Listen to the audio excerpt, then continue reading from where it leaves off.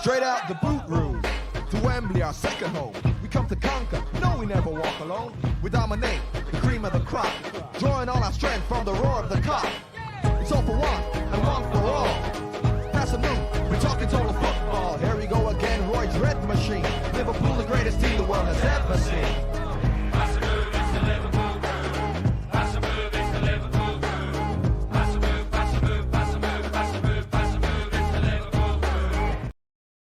Hello and welcome back to the Liverpool Groove. If you are watching on YouTube, please subscribe to the channel. If you're listening on Spotify, Apple Music, whatever you listen on, please give us a little rating on there because it does help push us up those charts. But we are back. It's been a little while for one reason or another.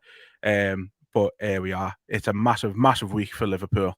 And there's fucking absolutely loads to get through. So let's get right into it. Southampton. Pretty unconvincing performance overall. But, you know, got the 3 points. That's all that matters in the end. But yeah, it's one of them performances. It kind of felt like a Jurgen Klopp sort of team performance where we'll go to the teams we should be absolutely battering on paper and we make hard work for ourselves and we just, you know, we don't really play how we would expect us to against a team like that. Yeah, to be honest, Southampton are one of them teams who like to have the ball and they like to put you under pressure and attack you, but they're their own worst enemy as well. So they make mistakes and lucky enough, like we counted on them. But just it was one of them games. Like I'd done a 5-0 bet and I thought we'd absolutely go and blitz it because of, you know, the way the results were going, and it was a massive massive day for us to go further ahead in the league. And I don't know whether the nerves just got to them a little bit. He wants to be a bit cautious, but again, the in-game management from Slot, the decisions he made to like change things and tweak things, it just got us over the line. And I don't think by any means they were at any point a better team or looked like they were going to batter us. We let them in a few too many times. We were a little bit sloppy defensively, but again, you've got superstars on the pitch who can make shit happen, and that's exactly what happened again. Yeah, and as you say right there, you know, Salah didn't have a very good game, I thought, in overall, but then he comes up with that moment of magic that only he could really do. Like, obviously the keeper's helped him out massively, but how many players are trying to take it around the keeper at that point, or, you know, fucking putting the foot through it first time or something like that and skying it or something, like the little deft touch, like, is just being out of this world.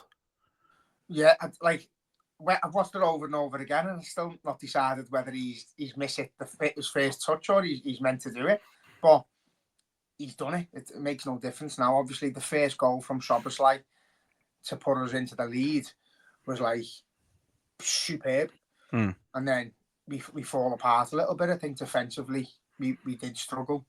As you know, the penalty is never ever a penalty, and we got on to win the game. And again, them unconvincing games where you're not playing dead well and you're getting the 3 points, they're just as nice as beating someone 5-0 then. Because the talk is it's the sign of champions to be able to not play well and get 3 points is why we hate Man City and why we hated Man United. And it was you always knew if there was minutes on the clock, there was a chance that they could go on to win the game. And I feel like we're doing the exact same now. I think we are just pushing and pushing. As the time goes on into games, we start to press a little bit more. And I don't know if you've seen the stat, but they didn't touch the ball in our half for 11 minutes before our goal, which doesn't really happen in football. Didn't touch the ball in our half for 11 minutes up until our goal. Didn't know that. So, like, we were in complete control of the game, just weren't really doing anything. But, you know, we had enough chances, I think, on another day that could end up 4-5-1. But yeah, it was, you know, we got the goals and happy days. Yeah, well, one thing I seen someone saying, I actually completely agree with them, was, you know, it felt like a game in the 1920 season. And like I actually only rewatched like the season review for that not so long ago. And the amount of games that season where we did actually just come from behind and not look our best to go on and win the games was extraordinary, the amount of times we were doing it. And like, you know me, I I refused to even tempt a little bit of fate, except for one drunk tweet the other night, which has now been deleted. What was that? What did you say? I refuse to say those. I refuse to say it again. But nah, I got some messages saying I'm tempting fate and all that. So I thought, yeah, this is a mistake. But Lads, so that's each to their own. Fuck miserable people. You know, you're not. no. I agree. you I don't saying a like few tempting words fate. Isn't going to change anything. You know what I mean, It, lads? it is. When we played Aston Villa at Anfield and we seen Brighton do Man City, you know, that's the result of it. Mm. Everyone celebrating, flying elbows. I got a black eye. Everyone just jubilant. And I said on the day before a ball was kicked with Man City, if they lose here and we win, I think that's the first sign, like in the 1920 season, that things are going to go our way. And you could hear from the crowd, you could hear from like the celebrations before we even went in the stadium. It was big. And the same the other day, you know, you see them get absolutely trounced and they look like a shadow of the former selves. And we've got to just keep picking up points. And when you're at losing silly goals and to shit teams like Southampton, no disrespect to them, but they are piss poor, they're going to go down. It's disappointing to concede to them, but the main thing is we pick ourselves up and we go and get that third goal, and that's what we ended up doing. Yeah. Yeah. Let's talk about the sort of contentious decisions then, because surprisingly, or maybe unsurprisingly these days, there was quite a few though. So start with Lallana, the tackle. Probably should have been a red, in my opinion. I don't think he's meant any sort of malice with it. I think he has always been one of them players who will go into a tackle a bit, you know, wholeheartedly. He will always give us all, and I think he's done that with us a few times. So I don't think there's been any sort of malice in the tackle or anything like that. But I think where he's caught him, how he's caught him in the game, the way it is now, it probably should have been a red. If it was any other player other than Lallana, I'd agree, but because it's Lallana and you know he's not a malice person, and he doesn't show, he tackles heavy but not hard sort of thing. I don't think there's enough impact to have really hurt a player. He's not in control, but it's more like a trailing leg, and he's lifted his foot so the studs are showing, if you know what I mean. It's not like a stamp, if you get me. But yeah, I would not have liked to see him get red carded, but obviously there's no sentiment in football, so if we'd have got him, we'd have put far past them, then so be it. But I don't like playing against 10 men either. No, not do I, to be fair. Never have. So I prefer players to stay on the pitch. You know, it was yellow card. If he does it again, he's off. But yeah, I don't think there was no malice in it whatsoever, and I don't think there was enough strength in the tackle to deem it a red. But if there was, then it could be a fucking career-ending. Yeah. Tackle. I think it's always one of them that they were going to stick with the referee's decision no matter what. There wasn't enough in it for them to overturn it as a mistake for him giving a yellow, and I don't think there would have been enough of an error for them to overturn it if he'd given a red. It's so hard when you slow it down, because like when he's going in for the ball, his toes are towards the ground, and then he lifts his foot up, and then he makes the contact. But to say, if he'd have been sprinting at him and he's done that, then it is a red card. But he's jogging, he's a little bit lax, and he's a little bit slow in his tackle, but it just looks well worse than it actually was, I think. Yeah. And that's the problem when you slow them down, isn't it? Let's talk about the sort of two penalties that they didn't get, that they were claiming for. So the first one, Kanate pushing the back of Adam Armstrong. I'm not a chance. It's just as they say, coming together, isn't it? I think obviously if it's not a complete clatter the way it is, the way he puts his arm on him, then it's stupid from Kanate. I think we've seen it with like Quansah in the past do something like that, and you've got to say it is stupid from the defender to make any contact with any attacker in your own box, but nowhere near enough for a penalty. No. And I'd say the same if it was for us. I'd be like, it's harsh, 100% harsh. Yeah, the way he's threw himself to the floor dramatically as well doesn't help whatsoever. But no, that was nothing for me. The other one that they didn't get, Armstrong again was involved a lot, to his credit. Got put through. Kelleher's come out, cleaned them out. So my understanding of it is they've give a foul against Armstrong on Bradley for pulling the shirt. From the referee's view, as Dee was saying on Ref Watch yesterday, from the referee's view, all he can see is Armstrong pulling Bradley's shirt. He can't see that Bradley's got a hold of him as well. So I think because they've given that, they can't even look at it VAR. But I think if they didn't give the foul, probably would have been a penalty. Like, yeah, it's a bit reckless, isn't it, from Kelleher, because he just Yeah. slides his knees. But I think he comes out wholeheartedly thinking he's going to get on the ball, and it gets nicked past him. So, yeah, I do agree. I think if it wasn't a foul in their favour, then it was a penalty. But Yeah. not to be. no. Got one that shouldn't have been, didn't he? So, Yeah, they did. Well, Well, you know what though? Like, you know, we give the referee shit all the time, and rightly so. But I think with that one, in the referee's defence, like, the referee's got it right based on what he could see. You know what I mean?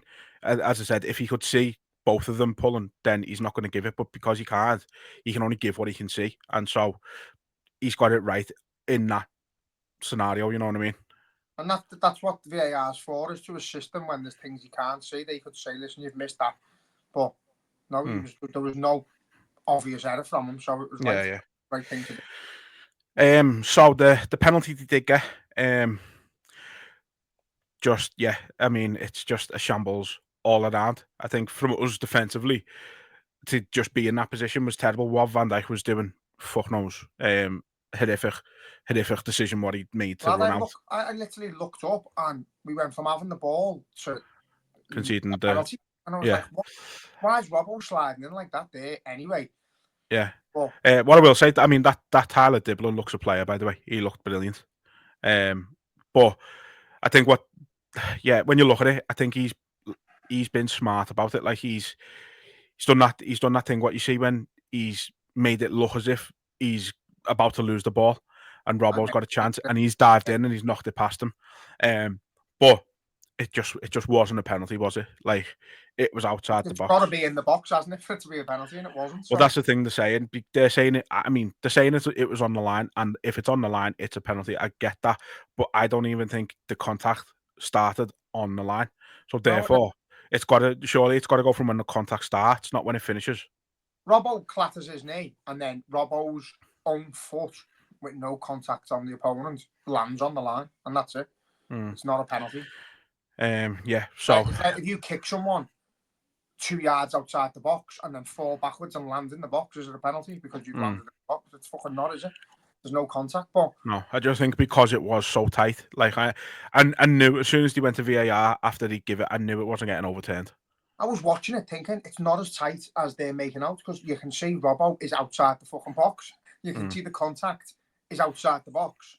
The only thing for me is, does Robbo then go inside the box after it? But the initial foul is he's outside the box. So again, it's just fucking poor in it from the officiating. But we're just used to it now.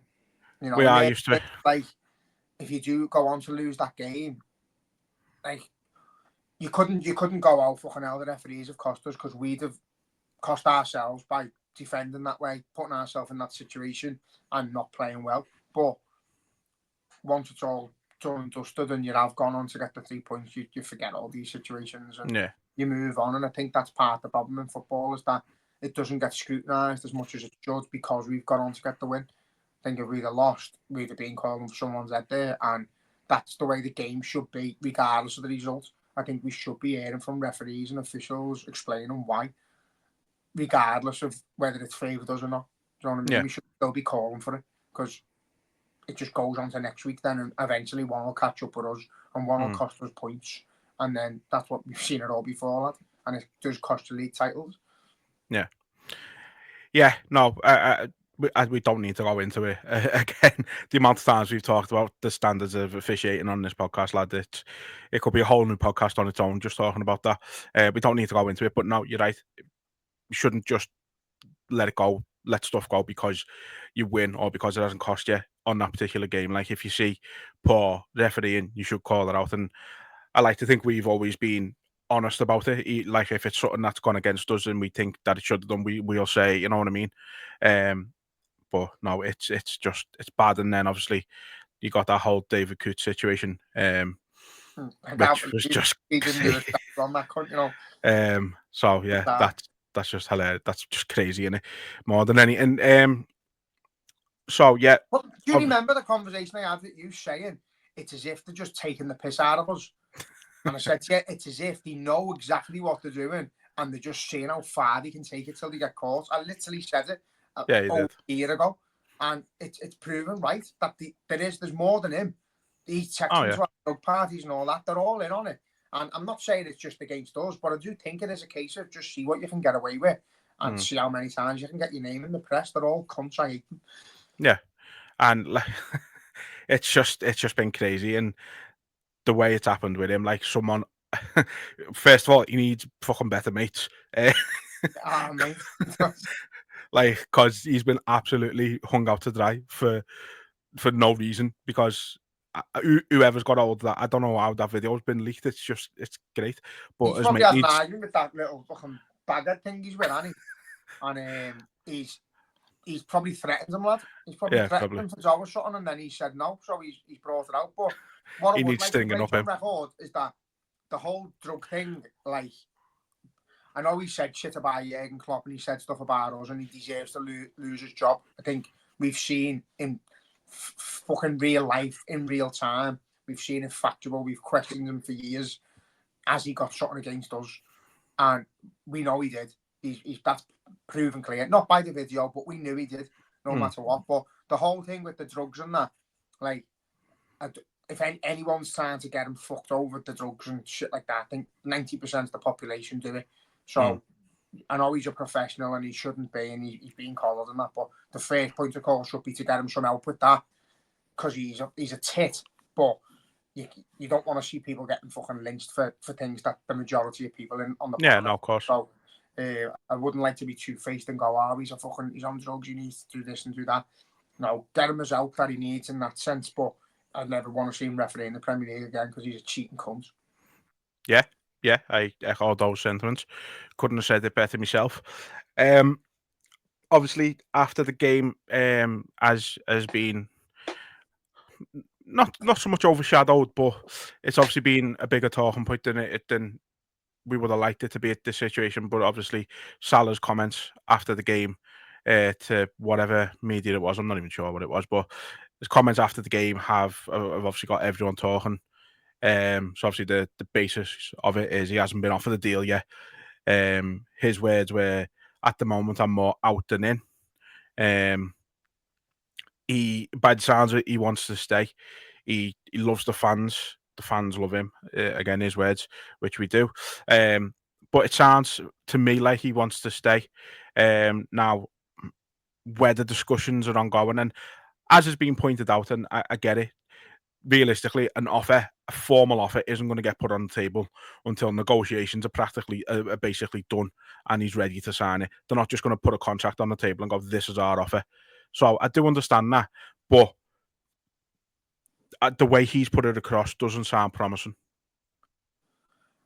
Do you know what? I was one of the first ones when I seen it to put stuff out and blame the club and all that, and I had the odd few like go against it and say, you know, he's playing a game and he wants the club to offer him more, and it's him and his agents have been like this before and stuff. And I get it, I do get it, it's a game, but I don't think he's going to come out and publicly lie and say there's been practically no conversation, he hasn't been offered anything, and he's more out than in. I don't think he's going to say that if it's not true.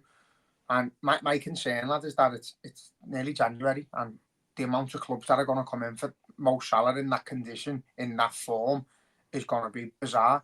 Literally, most top teams in Europe could come in for him. And there's 3 players in the same boat. So if we don't get our fucking shit sorted soon, lad, we could be losing 3 players. They could pre-sign a contract in January before our season ends, and then your season could be in tatters, and it'd be down to ourselves by not offering what we need to offer. And yeah, I think I'm concerned about all of them. But Mo Salah is currently our best player. He's playing with his heart on his sleeve. He's playing with a smile. He looks delighted to be there. He looks like he's enjoying what Arne Slot's given the team. He's thriving for the fans. Just to offer him what he wants. I don't get why it's so difficult.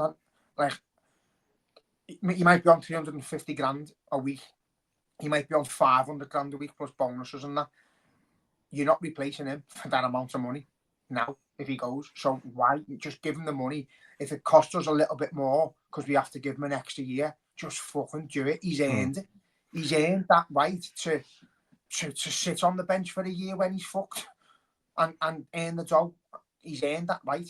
And so's Van Dijk and so's Trent because they've won everything for us and with us. So, you know, make them feel special, make them feel like they're very much still part of it. And they're not going to be some has-beens who are going to be on a contract that we can't afford. Fucking give them what they need.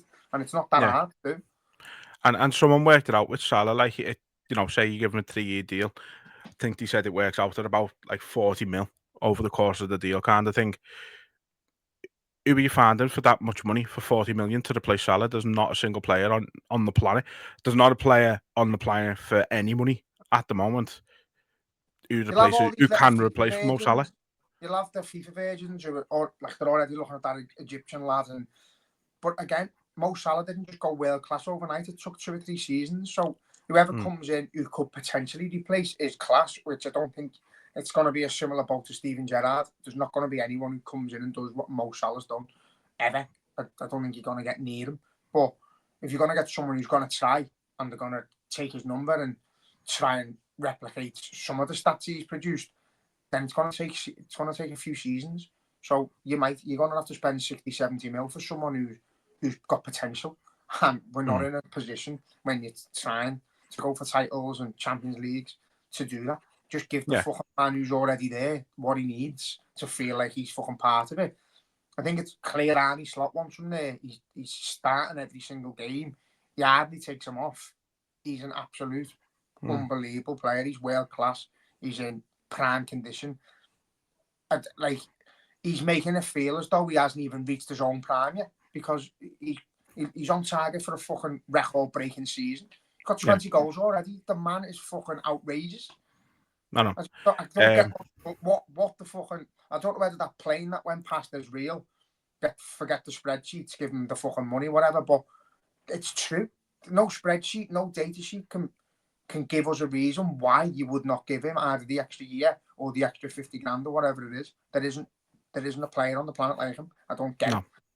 No, and you know, there's obviously been talks of that Marmoush coming in, the other Egyptian lad, and that's fine. Bring him in, but bring him in to be Salah's understudy, to get him up to see if he can reach the same level, and then you've got your perfect replacement when Salah does leave. You know what I mean? It's like you've got to be sensible about it, but it leaves a sort of bitter taste that, like, we shouldn't have been in this position to begin with. And as someone pointed out, you know, Klopp leaving has probably delayed all that a little bit, which I understand. You know, nobody expected it. These players would, and I think if Klopp was still there, these players would have had the deal sorted in the summer. But the fact that it's not been Klopp, that obviously waiting to see what it's like with Slot. And to be honest, I think one of them just needs to kind of sort of take the initiative and just get, and if there's something there to be signed, sign it. Because I think someone, I think they're all waiting for each other to commit before they commit, you know what I mean? But if they all fucking wait to commit, none of them are going to commit. I'm not happy that they don't speak either. Like you'd swear they don't have the conversations. Virgil and Moen, of course they do, having discussions about what the thoughts are and the plans are, and you know, if the club are zagging their heels, they'll have every right to sit in a room and go, "These are fucking pathetic," and they would have the right to do that. The Trent one's outrageous because the age of him. You know, if he goes for an absolutely nothing, lad, I will fucking eat my own arm because it's just absolutely ludicrous from the football club to allow that to happen. Yeah, you can call Trent a cunt if you want. You can turn your back on him, but if he hasn't been offered what he thinks he's worth as the best fucking ball player right back on the planet, then that's on us, isn't it? Virgil van Dijk again. He's looking like every bit of the player he has been. He's got years left in him, even if it's only as a mentor in the last few parts of his hopefully new contract, that he's a mentor and he's in the squad and he's a leader and all that. But we can't lose the three of them. And I've gone from feeling like the club are going to announce something on Christmas Day to this big fucking media ploy of it all being brilliant and fantastic, and what I'm a fucking big high to just thinking, I actually don't know where's the club know what they're doing. I don't think the people in charge of the club know what they're doing. That the lads who've come in, Hughes and Edwards, to get these decisions done. You know, we didn't have a great summer transfer window. We're not having a fucking great, you know, ceiling of players we've already got. So the confidence in those two and that the hierarchy of the club has gone a bit. So I don't know what to expect now. I really don't. But if Mo Salah's saying he hasn't had an offer, then I don't think he's had an offer. So, and as you said before, I don't like. They must be talking to his agents at least. And Carragher's, he knows everything. He's being talked to. No one knows anything. Only Mo Salah, his agents, and the club know what's going on. No one else knows anything. If the discussions haven't reached the point that an offer's come, it's because the agent has said what you're offering isn't enough to secure Mo Salah. And that's not good. Yeah. Because we already know what he's on. So just match it. Just match him at least. Yeah. No, I agree. You mentioned them there. Carragher's comments on Salah's comments of being the next talking point about it all. You know, he's basically said he's disappointed in Salah for his timing of it more than anything, it seems. Which I understand. A few people have pointed out, you know, how over the last 7-8 years, Salah never actually goes up to the media the way he did on Sunday. He's never done that in his time here, and then now he does it, and that question gets asked. I mean, I can't see how we would have known that question was going to get asked, but I mean, it's the biggest talking point of our season. Yeah. So I can understand. I can understand what people are saying about the timing thing, but I think to say that he's out of line and selfish and whatever else people have said about him for just laying out the facts, I think is ridiculous. To be honest, I think we'd have all been a little bit like worse for wear if he'd have just said, "Oh, I can't talk about it," because they'd be like, "It's a bit fucking awkward." This, like, I listened to the lads on the Anfield app, and they were saying like how he approached them sort of thing, and it was like he wanted 2 minutes with them, as opposed to they wanted 2 minutes with him, and it was like he wanted to speak to them, but you know they asked the questions and he answered them, and that's you want him to do. You want him to do that. You want him to let us know where we're at, because you know we've got before that conversation. There's been a fucking plane flown past with something about his contact on, and a flag in the cop with something about his contact on. We're not thick.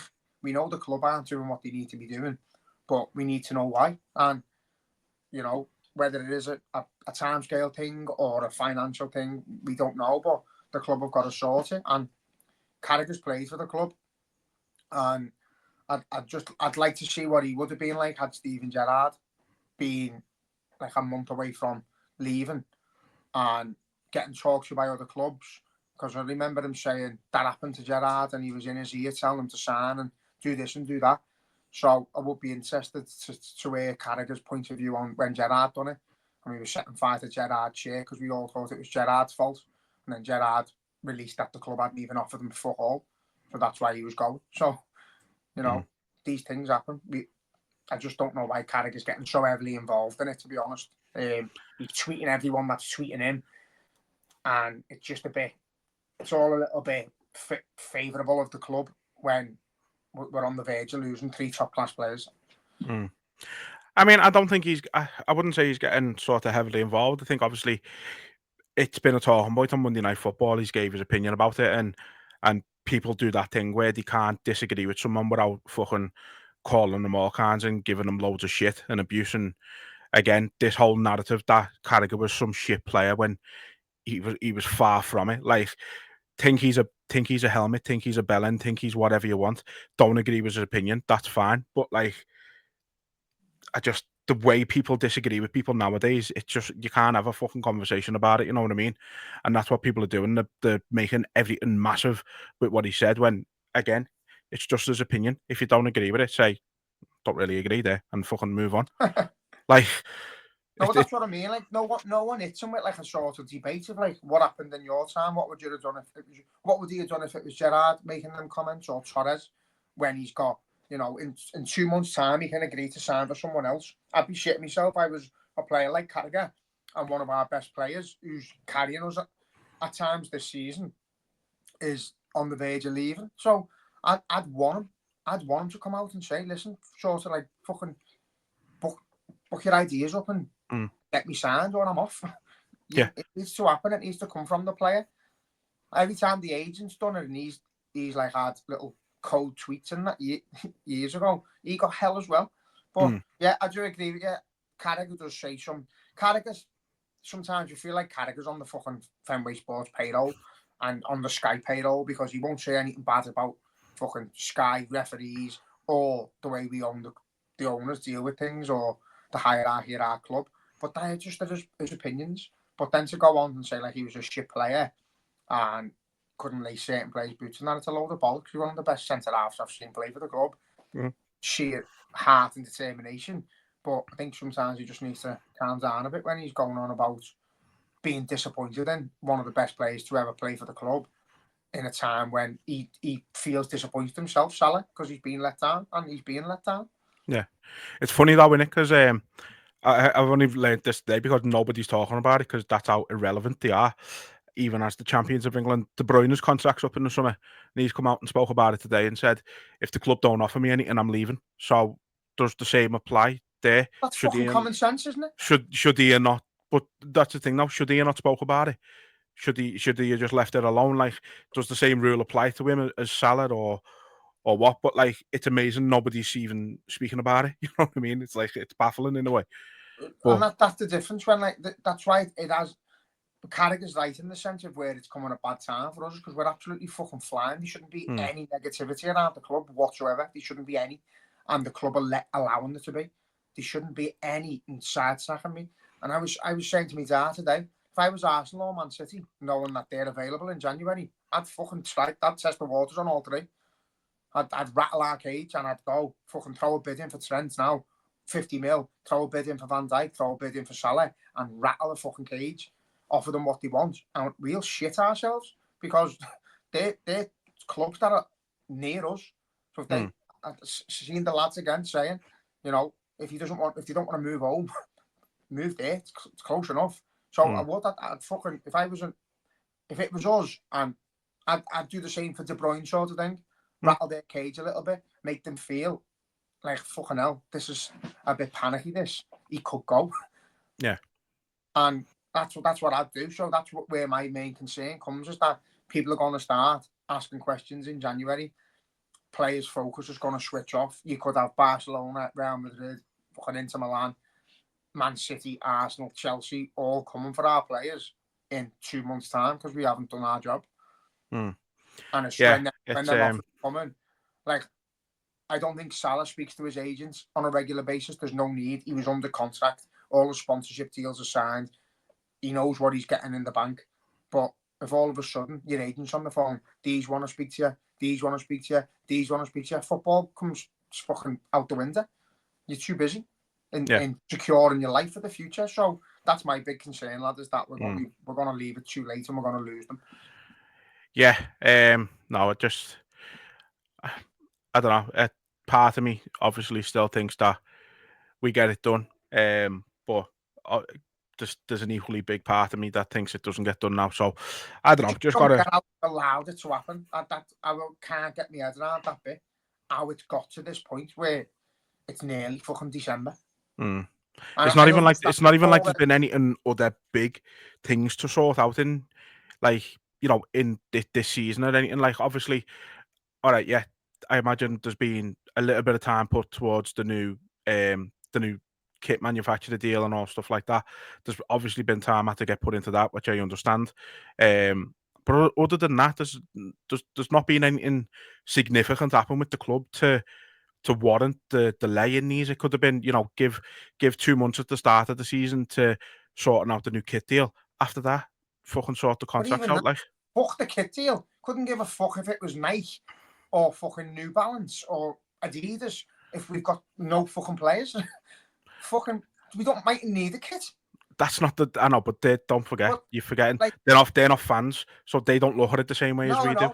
What you said before about the timescale, obviously Arnie Slot coming in. Obviously, I think the players have needed to feel confident that we are going to be on the up, and it's not going to be a case of, it's a rebuild. It's 3 years. We mightn't win anything in that time. I think we've shown that we're capable of winning trophies from now and for the future. So ideally, we don't want a big rebuild. We want to keep our players that are there. If you want to sign players, but you're losing your best players, again, no one's going to want to come to you. So there's a big roll-on effect here. And I just think, again, somewhere inside me, there's a little seed saying this is all a big mad ploy and they're going to just fucking surprise us. But it just doesn't bode well. I just think they've been so unprofessional. And if they are trying to penny pinch and could risk losing 3 top players, then they're fucking stupid. We'll have to just wait and see what happens. As I say, my big thing is I don't know, deep down, I just see some big fucking mad announcement on Christmas Day still. Just, yeah, I don't know. That's what I think. But anyway, moving on. So, big game tomorrow. Real Madrid missing some key players, thankfully. But the way the last few years have gone against them, we owe them big time. When last time we beat them was 2009 when we done the double over them. 1-0 at in the Bernabeu and then 4-0 at Anfield. Was that on 07? That on the way to Athens? I can't remember. I went I don't think. Bernabeu and never got in. Fantastic. that sounds like you. On the lot, then. Being desperate to try and get a ticket. Can't get. Everyone who supports a ticket for the Champions League games obviously wants to go to the big ones, don't they? So, I've been to 2 cup finals against them, lost. Been the Bernabeu, we beat them, but I never got in. And then I think I just got out of Aussie or something for the 4-1 at Anfield. But no, like I say, we owe them big time. It's been a bit of a one-sided rivalry, if you like, over the last sort of 10 years or so. Because even back when we 13-14, when we got back in the Champions League, we had them in the group, didn't we? And they fucking battered us. So recording Ronaldo. Yeah, so it's been like a little fucking 10-year like arse whooping on our part, or on their part rather. But you look at the players they've got out. No Vinicius Junior, no Rodrigo, no Tchouaméni, no Alaba, no Carvajal, no Militao. Yeah, I mean, don't get me wrong, you've still got fucking dangerous players. Mbappe, Bellingham, Modric at 48 years old or however he is still an unbelievable player. Camavinga, Courtois, been injured for a year. Will have the game of his life once again, most likely if he plays. But there's not a better opportunity for us to beat Real Madrid. There's really not, and like I just the start the way this week is. Well, the next 10 days is absolutely fucking massive, isn't it? But tomorrow and Sunday in particular, like it could be one of the best weeks we've fucking seen at Anfield ever. Well, for the reasons I said before, like this feels like a bigger game, but in the scale of the Champions League, it's not actually that big a game. I think we feel pretty safe that we're through. They're absolutely shit in the Champions League. They're sat in 20th. They mightn't even get through. They've got to fucking book their ideas up, and I think we're probably one of the favourite teams they like to play because we play into their hands. We're like a dream to them. We attack them and they hit us on the counter, and we used to. So that's what I'm interested to see how we're going to play, because we have that was one of the first things when we seen how Slot played that I mentioned, and I thought Klopp's team was a Madrid dream. Go full at them, tie yourself out, and I think Dortmund done it as well. They just pick it off in the end, and they end up either fluking a goal or the keeper has the game of their lives, and that's why they're the best European side ever, because they've got that in the DNA to do it. But the team looks absolutely shocking for tomorrow. I don't care whether they have full strength or not. I think we're capable of beating them at Anfield. I think it's going to be absolutely rapturous and it's going to be a big game. But I hope we play the fucking reserves and we go out and swat City Sunday, because I just think City's too big to to risk. I think if we beat City, we're on our way to number 20. So we'll see. I mean, don't funny get me you wrong, say that we're because going for both, but like Simicast is injured, so do you play Robbo or should you go for Gomez or something? You can't risk having them both injured. I think Canate could do with a break because I think he was absolutely piss poor against Southampton, shambolic. And if Quantra was playing the same, he'd have took him off at half time. So I think he should give one of them a go. Obviously, Trent is injured, isn't he? Don't know whether he's back. He's back in training today. Like, I'd fucking jib him. Don't give him the big highlight thing that he wants against Real Madrid. Fuck that off. And we're all right rotating the midfield a bit. Yeah, I think play a team that can beat Real Madrid. I'd love to see us absolutely fucking slaughter them, and I guarantee you, if we go full strength and get no injuries and put 9 past them, I'll have my face painted and I'll be dancing all around the street. But right now, in this moment in time, it feels like a big game because it's 2 big clubs, but the stature of the actual game itself is nowhere near as big as Sunday, and I think you've got to be clever with it. So I'm not going to elaborate on that too much because you are sort of half answering one of the questions we've got. So I'm not going to elaborate on that too much just yet. But I don't know, it's a weird one. You look at Villa, they won 3 games on the spin, lost the last game, they went from 2nd to 9th. Like, it only takes a few teams to get good results for you to drop dramatically in the league the way it's set out. So yeah, we're in a fantastic position at the minute. The only team still with the 100% record in it. But we can't risk it. I think we just can't risk it. And I know, grand scheme of things, yeah, City absolutely is the bigger game, but I just think it's too much of a. It's still a big enough game for us not to risk it too much. But again, in what world is Real Madrid at Anfield not a big game?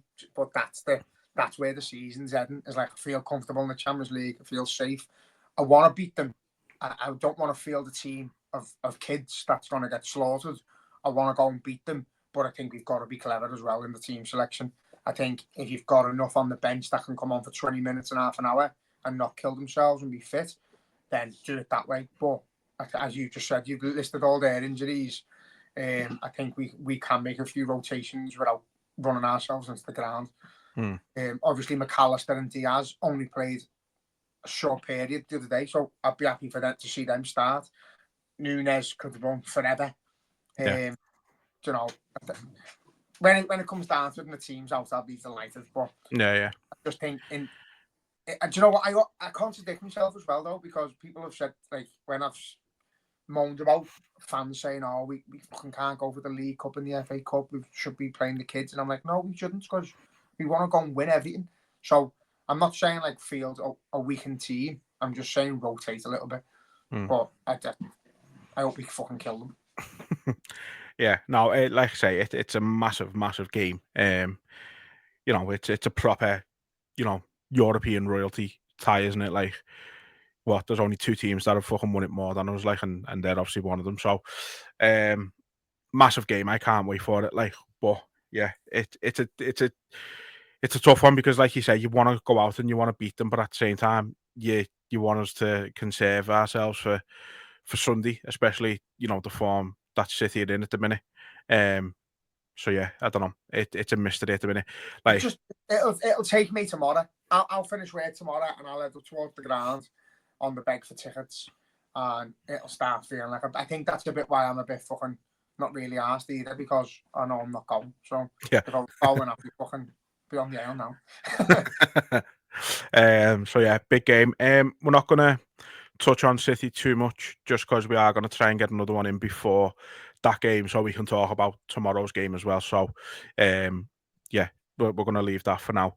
But yeah, I'm not even going to ask the question that I normally ask there, because you'll actually give one. I want to give one. Why?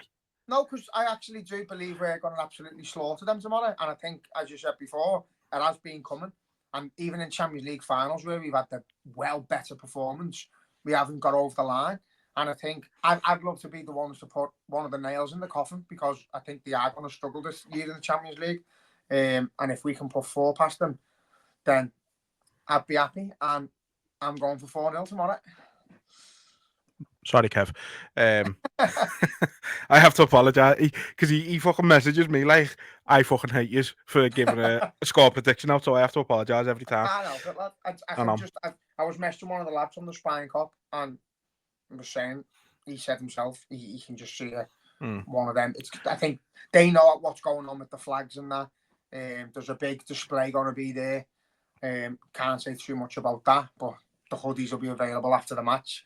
But yeah, big massive banner. The display is going to be incredible. The fans, the atmosphere is going to be brilliant because we're going into a big massive week, and I think a lot of the fans have just got that feeling that this is the one where we absolutely batter them, because we've been playing well. They're not in good form themselves, and we are. So let's see how it goes. Yeah, that's it. So I did ask for questions today because I thought we haven't done it for a while. And I was absolutely inundated with them. Now, so I've got, I think it was like 13 questions altogether. So what I am going to do, you little Jedi, Kev, I am going to save some of yours for next episode as well. So we've got some for that as well. So, you know, stay tuned for them. But I am going to try and get through the ones I think are worthwhile at the minute. So I'm going to start with one from, he's at Simple Socialist on Twitter, and his handle is like support UK Steel. So he said, can you see any possibility of Anfield being expanded any further, especially when you see other stadia around the world built around over obstacles? I'd love to think that they could do something with the Kop. I'd love to, even if they took the concept of like Dortmund and made it a little bit steeper. So it just went right up as opposed to right back, because it is like that. But I think that, you know, they changed the road on Anfield Road completely to suit the other stand. So I don't see why they couldn't do it on the other one. But yeah, obviously the Kenny, that goes back a little bit. Yeah, you know, I don't understand it all. But looking at the size of it, looking at the area that's around it, I think you absolutely could. And I think, again, you know, I think if we had 70,000, 80,000, I don't think it'd be big enough. But I just think the demand for Liverpool tickets is outrageous, and that's what happens when you're a big club. So I'd love to see it. Absolutely love to see it. I'd love it that the Kop weren't dwarfed by all the other stands now, because it is. But it's still the art and soul. So if they can make that a little bit bigger, that'd be fantastic. Yeah. I mean, I can definitely see them doing it. I think, obviously, we know FSG, it's all about making a profit, and now they can make more money, essentially. And so I think if they see that both new stands have been a profitable investment, that's doing well, that side of things, I think then, as long as they can get the permission for it, I don't see anything stopping them. Obviously, I know the issues with the latest stand. That was a bit of a fucking calamity overall in the end. But it got there eventually. So yeah, I think they'll definitely do it. And I think, to be honest, I think just for like, you know, aesthetically speaking, I think it'll look great if all 4 stands look the same from like the bird's eye view. You know what I mean? The way the 2 new stands look now, they sort of go with each other. I think,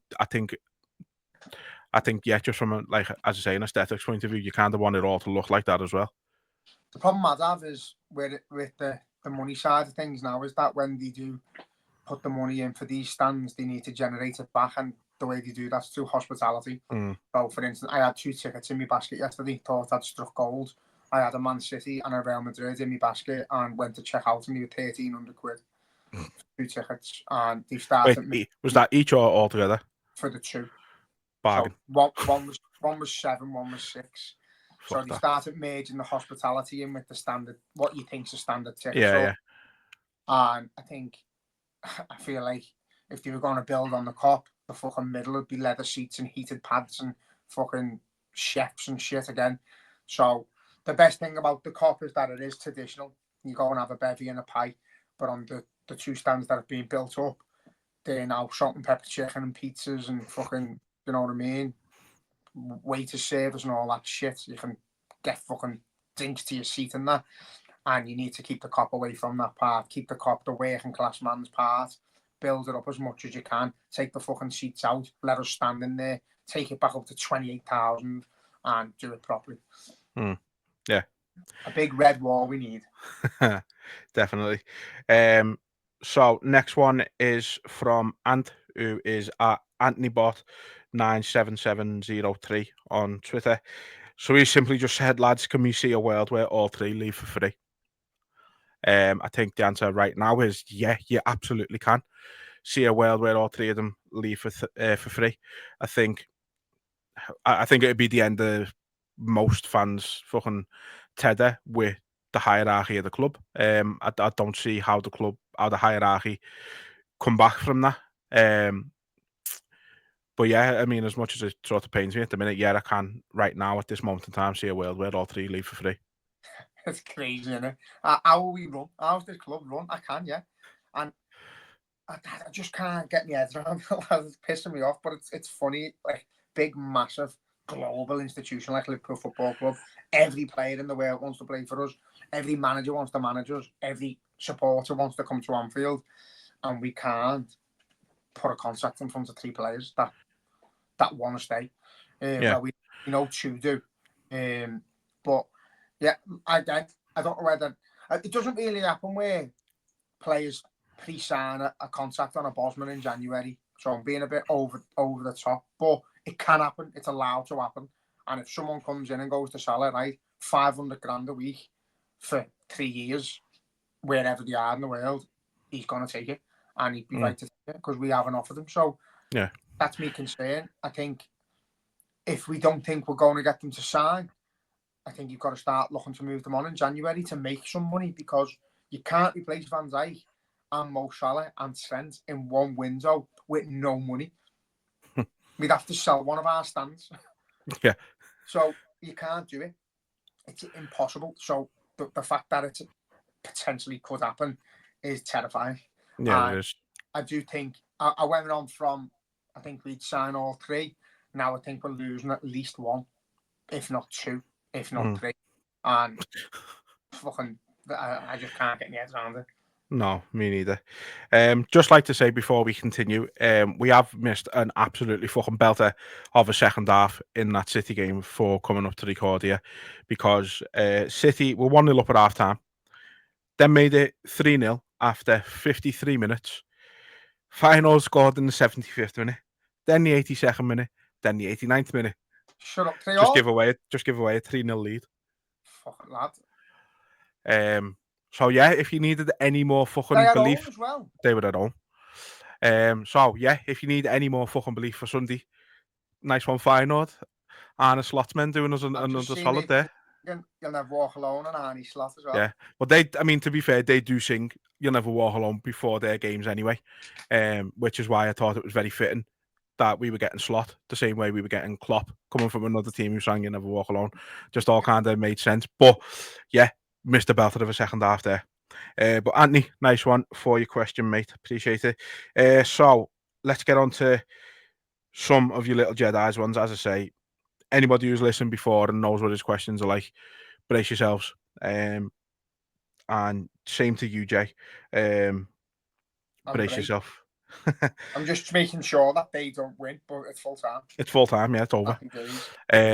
Right, so I'm just gonna. So with your little Jedi, as I said, he sent 4 questions in, so I'm gonna ask his first 2, because none of them are really none of them are like necessities for this one in particular. So, first one. So Slot. Fucking hell. Slot is banging on about his head being cold in the winter because he's bald, but doesn't want to wear any hats because he's weirdly allergic. Pick any Liverpool player ever whose hair you'd give to the gaffer so his beautiful and big brain skull is nice and toasty. Fucking hell, love. So I'll go first with this one if you don't mind, because I had a little thing about this. So I think the obvious answer would probably be Salah, be pre-hair transplant. But I think there's 2 who are good shouts as well. And I think back in the day, before he ironically fucked off to Madrid on a free. Steve McManaman had a fucking great header there on him. And then also just because I want to see what it'd look like, Abel Xavier. I'd go straight away. My first thought, and I was looking around the room for a picture of him, was Graham Souness when he had that Yeah. proper head of hair and his muzzy, so he'd look like a little scouser, a little angry scouser. So yeah, I'd go for them. I'd go for him. Yeah, that's a good shout. And I'd get him a little shell suit, a calm down on. Look like I was in Butlins. Right, so yeah, obvious fucking carnage there as always. This one, not quite as crazy, but still, it's got his, it's got your little Jedi's, a little bit of charm in there. You know what I mean? So build your perfect manager from past Liverpool managers. You need to choose style of play, overall impact on the club, trophies won, man management, and relationship with the fans. But you can't use the same manager twice. Wow.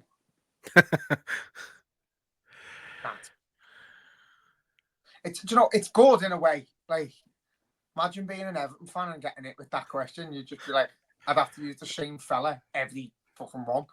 But yeah, man management. Who didn't punch any players or have fights with them.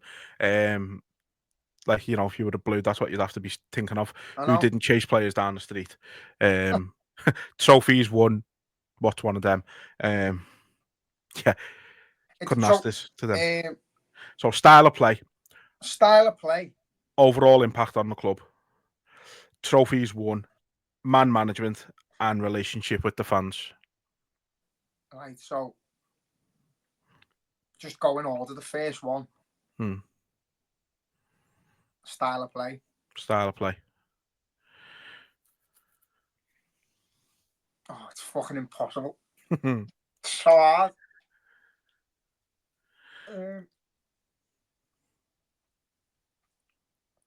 Oh, lad, it's absolutely pathetic. It's impossible. Style of play. Oh my God, I'm looking around me room for motivation.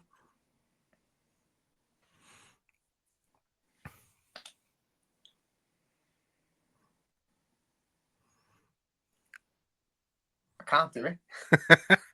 I'm gonna go style of play, right? I'm gonna go Brendan Rodgers. You know what, right? So I was thinking of Brendan myself, but I'm gonna probably go a little bit left field here, just because he wasn't at the club for a massive period of time as manager. No, he wasn't as at Liverpool for a massive period of time as manager. I'm gonna go Joe Fagan. Yeah, like, it's hard in that era.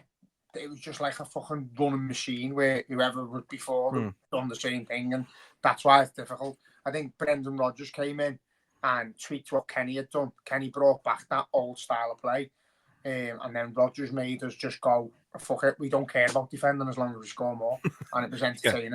Yeah, it was entertaining. But I'm going to just clarify that you could probably pick them all for all of them. Yeah, the likes of Rodgers, and that's why I picked Rodgers for that one. Yeah, fair enough. But go on. Overall impact on the club. I think there's only one answer for that, to be honest. Well, no, there's two, and it just depends on which era you go for. I'm going for Shankly. Yeah, same. I'm going for Shankly because I've heard of a question that I'm going to put.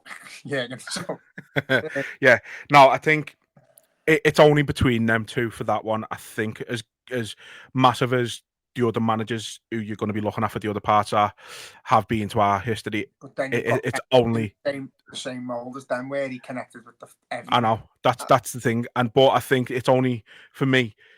We haven't got Liverpool where we are today without Bill Shankly, so I think that's he's the answer there. So next, trophies won again. I think there can only really be one answer here, personally. Bob Paisley. Yeah. Man management. See, it's hard.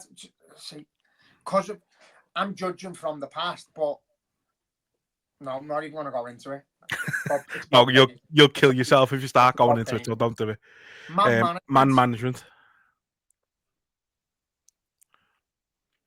Man management. Oh, fucking hell.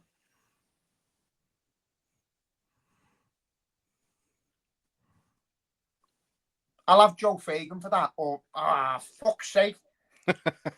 No, I'll have Joe Fagan for that. Okay. Because I've read loads of books about how much of a fucking nice fella he was, and everyone loved him, and everyone wanted to see him do dead well. And after Heysel, when he left, like the players were gutted because they wanted him to stay, basically. So I'll go for Joe Fagan. Yeah. Man management. So I'm probably gonna go. I'm probably just about gonna go Klopp on that one. I think just the way he's kind of, the way he's made certain players, the players that they are, Salah, Mane, Robertson, Trent, there's his track record in making players the elite versions of themselves is nearly unmatched in the game nowadays. Even going further back, sort of like Lewandowski and Marco Reus and players like that, the ones he brought through and really showed what he can do, kind of thing. I just think, yeah, he's just been, yeah, I think that just for me, the only other one I was thinking of in a different aspect, not necessarily for how he made players better, but just when you're there, and we've spoke to a couple of former players who worked under him and how they speak about him, Gerard Houllier. Yeah, that's where I was at. There's I like, obviously ex players always speak quite highly of, well, not always, but a lot of the time speak quite highly of the managers they played under. But I've never, you don't hear people speak about managers how they speak about Gerard Houllier, like the way Chris Kirkland spoke about him, the way Gregory Vignal spoke about him. You don't hear players speak about managers like that. It was almost as if they were like talking about the dad, kind of thing. And I just think for that side of things, he would have been my only other option. Yeah, well, it was between the two for me, and I had to go for Joe. Yeah. So final one, relationship with the fans. See, I felt like there was loads more. So Jurgen Klopp for me. Jurgen Klopp. That was Jurgen Klopp for me. So all day. yeah, I was umming and ahhing about this one, and I think the reason I've gone with who I've gone for, well, I've gone with Kenny Dalglish for relationship with the fans, and I just think the way what he done for the city and the club and just everything after Hillsborough and everything like that, I just think put him on a different sort of echelon than anyone else. You know what I mean? Like he went above and beyond at that period of time for the club and the city. And I think for me it was just about, it's very close, to be fair, between him and Klopp for that one, but I think just about I'd go with Kenny. Yeah, it's hard because I wish if we'd have done it in like from our lifetime, then it'd have been a bit different with some of the choices I had. Because obviously I'd have loved to have included Rafa, I'd have loved to have included Gerard Houllier, and I don't think if I had the option again, I'd put Rodgers in there at any point. But I've picked now, so it is what it is. But yeah, good question though. So many fucking great managers, and we're lucky. But yeah, that's questions like that. Yeah, it was a good one. So, as I said before, your little Jedi obviously sent a few in. Going to save the other two for the next episode as well. And then, as I say, Kev, the madman, sent in me fucking 7. So I'll ask like 3 or 4 of these, and then we'll save the rest for the next episode again. So starting from the top, then this is something we've kind of touched on in the past. So he said, do you think the clubs, Liverpool and Everton, or the players should be relied on to offer financial support to things such as Zoe's Place? Does the lack of action damage their respective reputations in any way? It's fucking hard because obviously I was fucking doing my bit for Zoe's Place, and it's frustrating when you're running a little small business and you're making fucking buttons and you're giving it away and you're putting graft in. But we don't know what goes on with them behind closed doors. We don't know how much they're doing, whether they want it to be seen, whether they don't. you know what I mean? We're all over social media because you haven't got big followings trying to rally other people to do their bit. But they don't necessarily have to. They can just go, there's 50 grand, there's 100 grand. Yeah.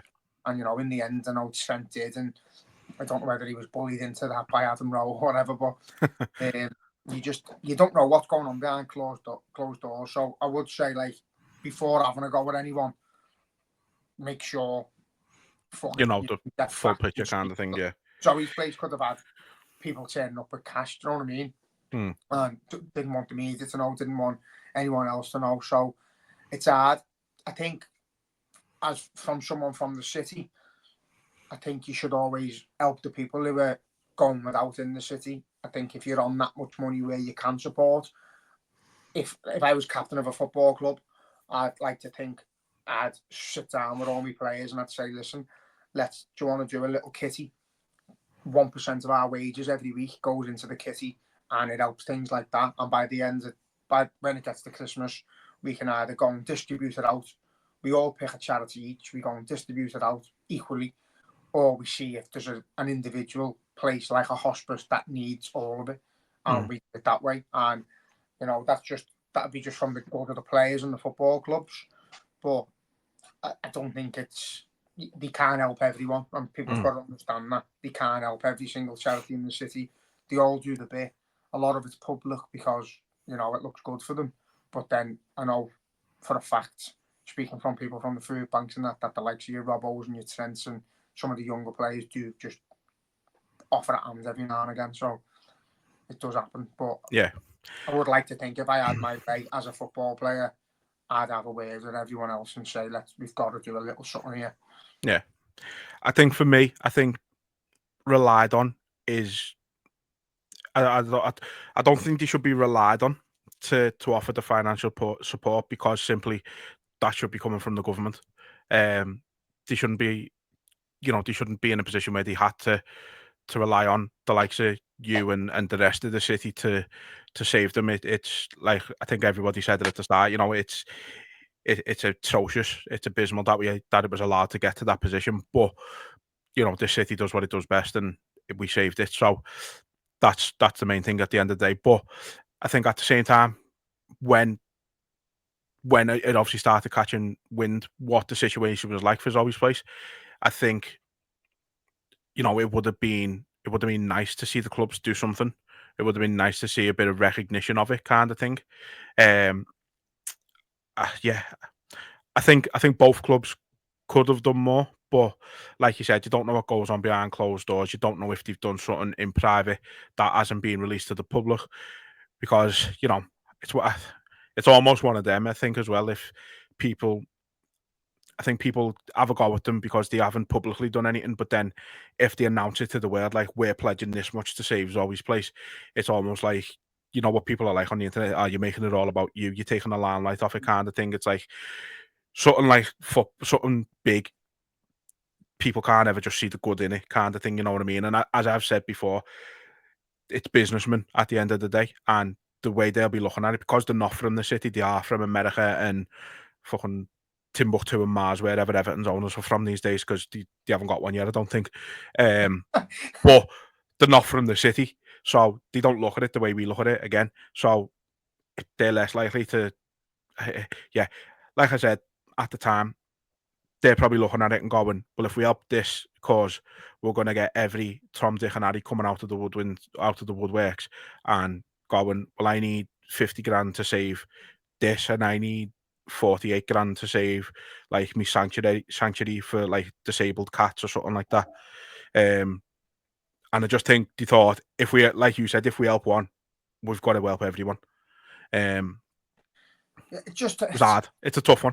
It's doing things for the good of good, but obviously in that situation, when it is something like a hospice and it's something that's in a potential of closing down and loads of kids losing, like, practically the homes, really, because a lot of them are there for a long time, and the families have got, like, rooms they can go into and they get treatment themselves and that. So yeah, I just think like something that big, the club should have got together. But again, I also think the way it was run, like the whole campaign and the way it went massive and it went worldwide. So I sold a few t-shirts, lads, and I had people from New Zealand, Africa, Singapore, Australia buying them to help Zoe's place, knowing that the profit went to Zoe's place. And you're like, that's incredible. So the amount of people that not from here that was aware of it would have only became aware of it because of the way it went. If Liverpool would have just went 2.5 million each, it's paid, no one would have known a thing. Yeah. So everyone around the globe now knows what Zoe's place is, and if they ever needed support again, you know, I think they're in a position now where if they wanted to hold a charity event every year and invite the whole city of Liverpool and all the mates, they'd be able to do it because everyone knows what Zoe's place is now, and that's what the campaign also done. It got away for them. So in the panic of not getting it paid off was horrible, but in the end it's worked out just fine, and everyone knows what Zoe's place is now. Yeah, absolutely. So good question, Kev. Second one, which does need to be answered today. We've kind of already touched on it a little bit anyway, but he basically said, should we sacrifice the result against Real Madrid in order to save the best chance? In order to have the best chance of beating City? Big word, sacrifice.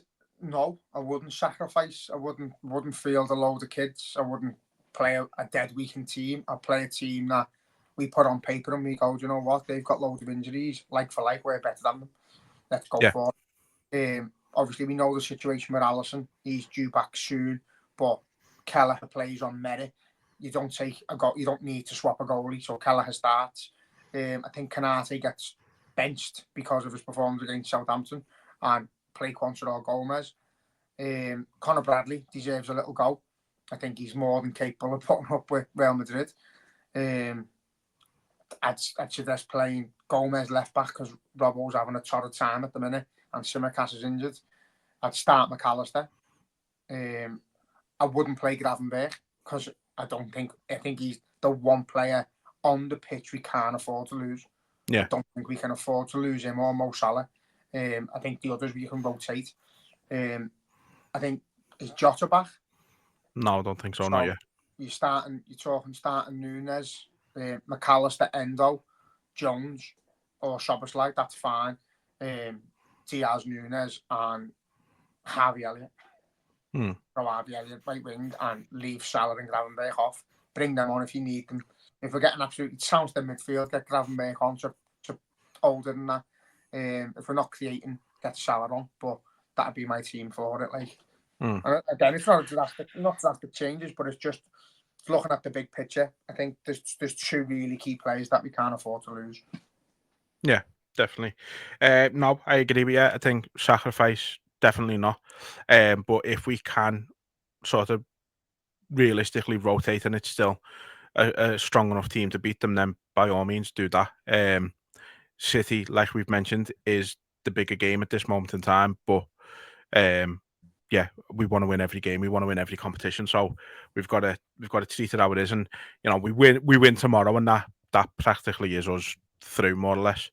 Obviously 3 games to go. There's still a possibility things can change, but you'd like to think 15 points from 15, you're pretty much through. So yeah, it's going to be interesting to see what squad we field, what team we field tomorrow. But yeah, I'm looking forward to it.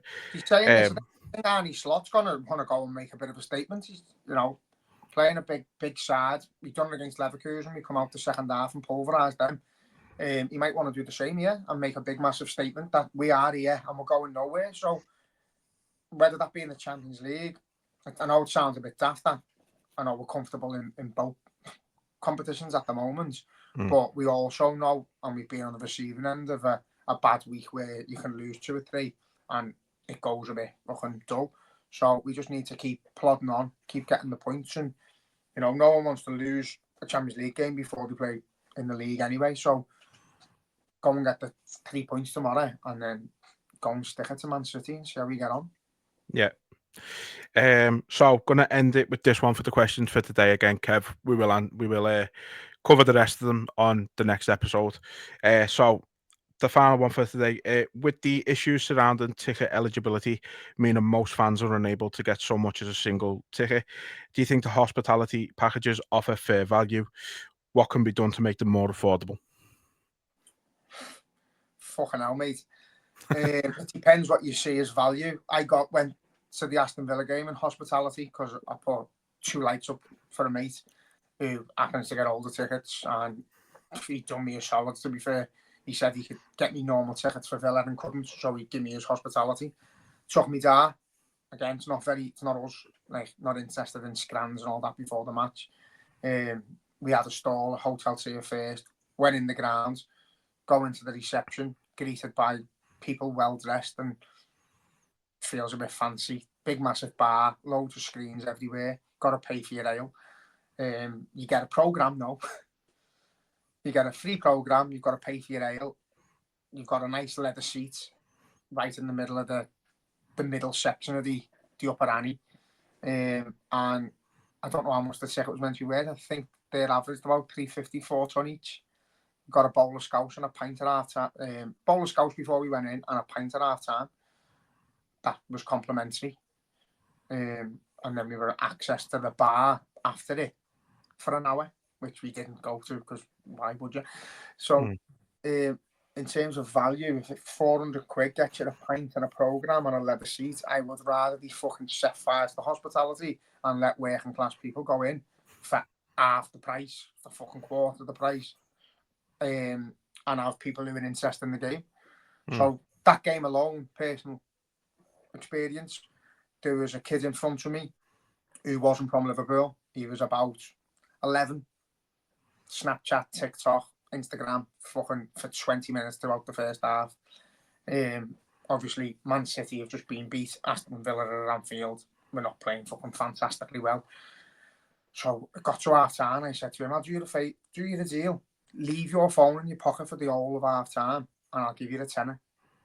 Just don't get your phone out. Just enjoy it. Just get in touch with the atmosphere. It's a massive game. Sing the songs and that. And then he went, all right, a tenner. I was like, yeah, tenner. I said to his dad, am you all right? Give him a tenner if he leaves his phone away. And he went, yeah, thank you. I said, get it out once and you've lost your tenner. I'm watching you. So just before we come out for the second half, I went to him, I'll tell you what, I'll give you another tenner if you start the next song. And he stood up and was, nay, slot. Nah. That kid watched the match, got involved in every single song, enjoyed himself, jumped up for the goals, knew the songs, was just not fixated on showing other people that he was there. Yeah. So full time, gave him 20 quid. And his dad was like, no, behave, it's only a joke. I said, no, he's done it. I said to him, did you enjoy that? Was that well better than being on your phone for 90 minutes? And he was like, yeah, thank you. The fella next to me was from America, wanted to have trials at Chef Wed or Chef United. He'd come over and I said to him, do you know any of the songs? And he was like, no. A mate hooked me up with the tickets. I said, well, do you know when we're singing? Just make words up, just make noise, bang your seats, just do anything. And he done the same. So we had one in front of me, one either side of me. And then the atmosphere started picking up because 2 more people are making noise. People next to them start making noise and it just goes and goes and goes.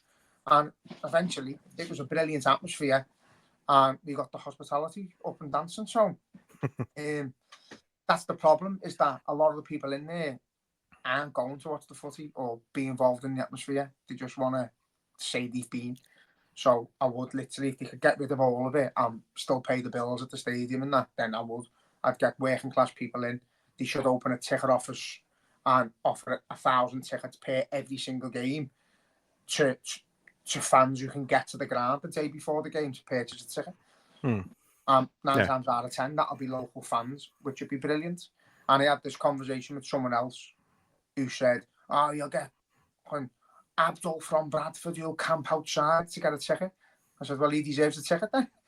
Someone's going to come down from wherever they are in the world and camp outside the stadium for a match ticket, then they deserve to be in the ground, lad. Yeah, 100%. There's no 2 ways about it. It's not about where you're from. It's about what you offer the team on the pitch. Yeah. What you're if willing you're to camp outside to go in that ground, I bet my life you're going to be singing as well. So yeah, the big rant from me again when it gets to atmosphere and hospitality and that. But yeah, I think if they can get rid of hospitality as much as they can, clamp it down on it a little bit. I wish they would. I really wish they would. No, me too. But in fairness, you know what? I think last couple of home games, atmosphere's actually been fucking spot on. Like, and we just need that to continue. I think people are starting to now. They're starting to grow with Slot more. Slot's personality starting to come out a little bit more, and we're seeing what we're doing. We know how. I think we're starting to now cotton on to how we're going to play, how games are going to be, and it's people are starting to now go right. It's not going to be like Klopp, and people are just enjoying the game. And then as soon as we get going and the crowd gets up, mate, it's becoming special. It only takes one moment. It takes one boss tackle in a tough game, or like we've seen in the past where like an opponent player has a little push of one of ours, or a manager does anything. Do you know what I mean? And as soon as Anfield's on it, it's on it. But all you need to do in the sense of that hospitality is have a few little rag asses in there that are going to make people feel uncomfortable for not singing and not being involved. And it sounds horrible, but they're taking seats off our mates to be in there when the whole ground should be full of people who want to go and support that team. And that's why you go to match. You can watch and spectate on the telly, on a Fire Stick, on an iPad, on a laptop. Don't go to the ground to spectate. Go to the ground to be involved in it and make some fucking noise. Yeah, that's it. Well, look, we're going to wrap it up there for today because we've gone longer than we wanted to, in all honesty, but it happens sometimes. But yeah, going to wrap it up there. As I said, massive game tomorrow, massive week for us in all. We are going to try and get another one out for you this week after the Real Madrid game, talk about that, and obviously talk more in depth about the City game. As I mentioned at the start, if you are watching on YouTube, please subscribe to us. And I'd say whatever you're listening on in terms of podcasts, if it's Spotify, if it's Apple Music, Amazon Music, fucking Google Music, anything, whatever it is, wherever you're listening, drop us a little rating because it does massively help us. And until next time, up the fucking Reds. We are the men from the Anfield spying cock. Come on!